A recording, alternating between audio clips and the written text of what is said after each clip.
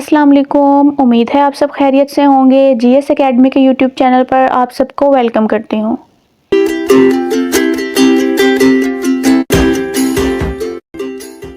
आज हम class 6 general science chapter number 11 technology in everyday life की एक्सरसाइज को सॉल्व करेंगे। चलिए अब हम इसकी एक्सरसाइज को स्टार्ट करते हैं। तो सबसे पहले हमें 11.1 क्वेश्चन दिया गया है, encircle the correct option. First है हमारे पास summer season vegetable are generally grown इन।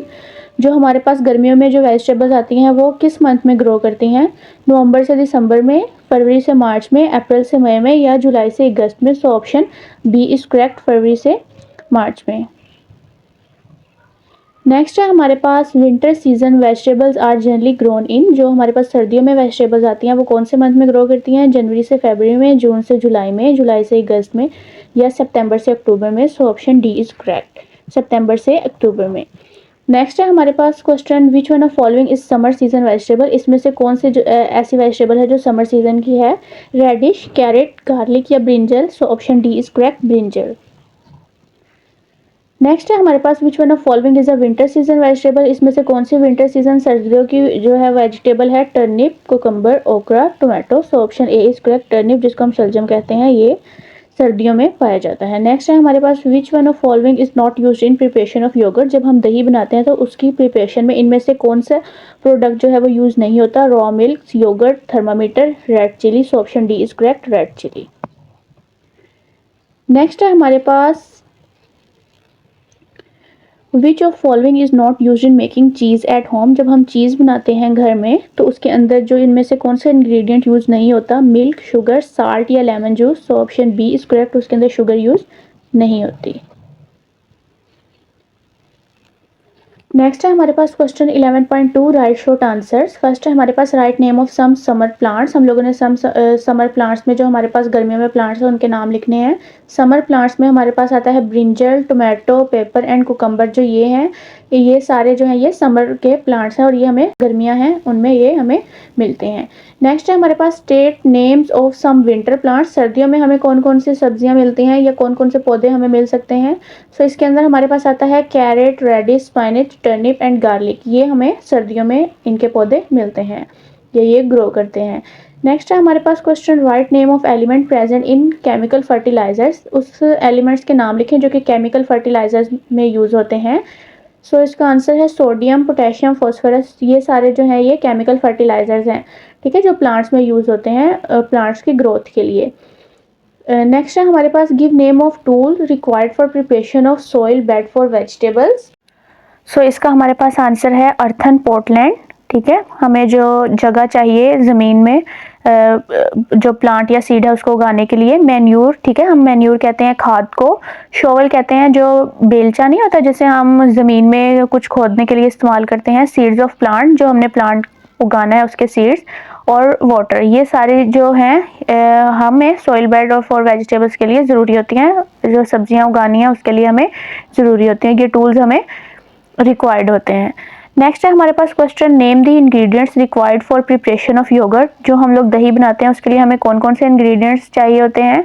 सो हमें मिल्क चाहिए, थर्मामीटर चाहिए, 1 लीटर जो है रॉ मिल्क चाहिए और 2 tablespoon of pre made yogurt. जो पहले से बनी हुई दही है उसे इस्तेमाल करके हम जो नई दही है वो बनाते हैं। नेक्स्ट है हमारे पास, state the ingredients required for preparation of cheese. जो हम घर में चीज़ बनाते हैं उसके लिए हमें कौन कौन सी चीज़ें जो हैं वो रिक्वायर्ड होती हैं? सो हमें रॉ मिल्क चाहिए 1 लीटर, लेमन जूस चाहिए 1 टेबलस्पून, वाइट विनेगर चाहिए, ठीक है, साल्ट चाहिए और हर्ब जो है वो ऑप्शनल है, आप डालना चाहें तो डाल सकते हैं, वरना उसमें अगर ना भी जाए तो उनका मेन इंग्रेडिएंट नहीं है।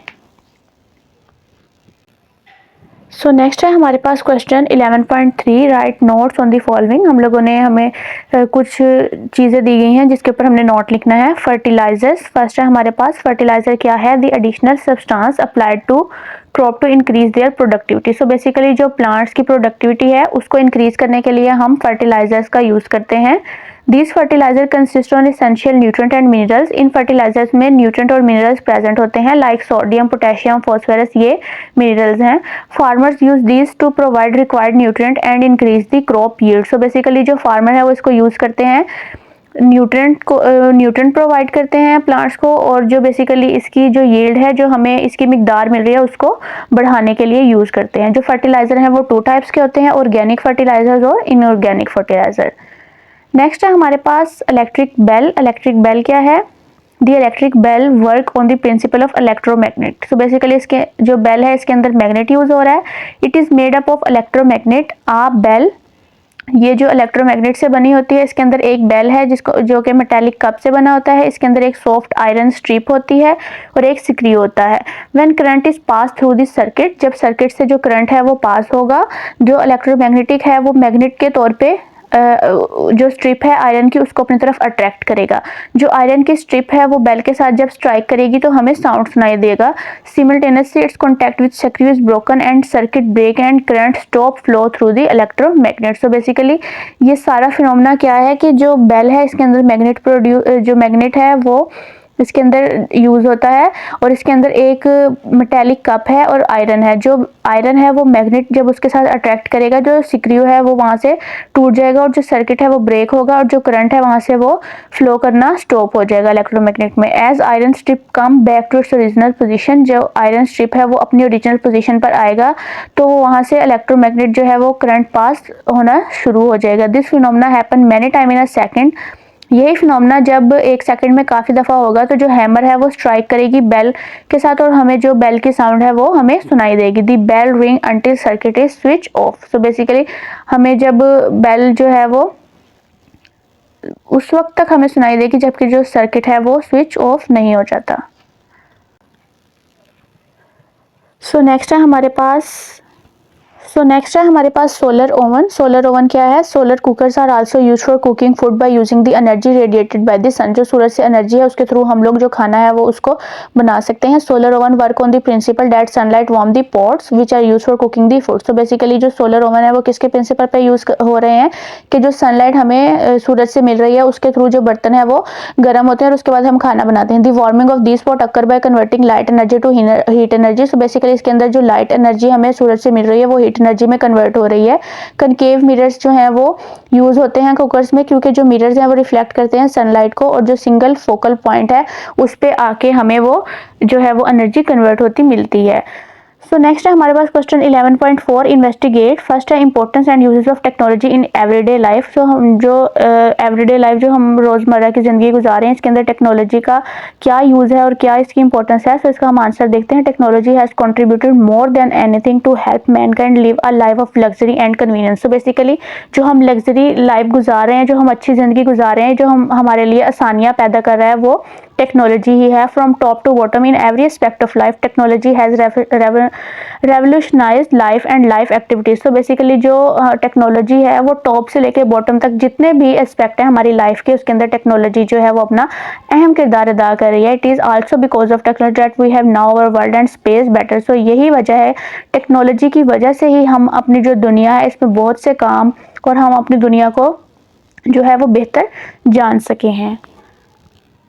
नेक्स्ट है हमारे पास question the way technology can be helpful and harmful. So हम लोगों ने लिखना है कि जो टेक्नोलॉजी है वो हमारे लिए फ़ायदेमंद कैसे हो सकती है और नुकसानदेह कैसे हो सकती है। सो हेल्पफुल क्या है कि technology help in better communication. जो हम जो एक दूसरे से रब्ता रखते हैं उसमें टेक्नोलॉजी यूज़ हो रही है, like mobile phone.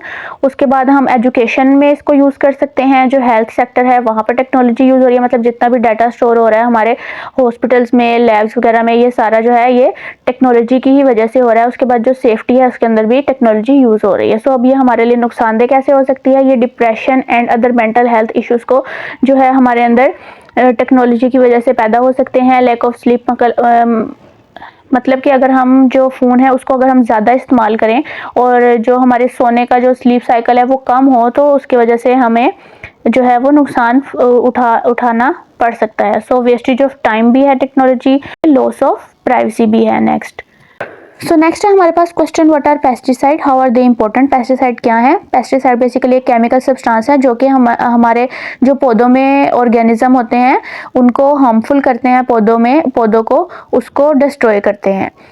Any chemical substance used for destroying insects or other organism harmful to cultivated plant are known as pesticide. They are important to enhance the growth of plant and crops. ये growth भी increase करते हैं plants की या crops की। By using pesticide we can increase the yield manifold.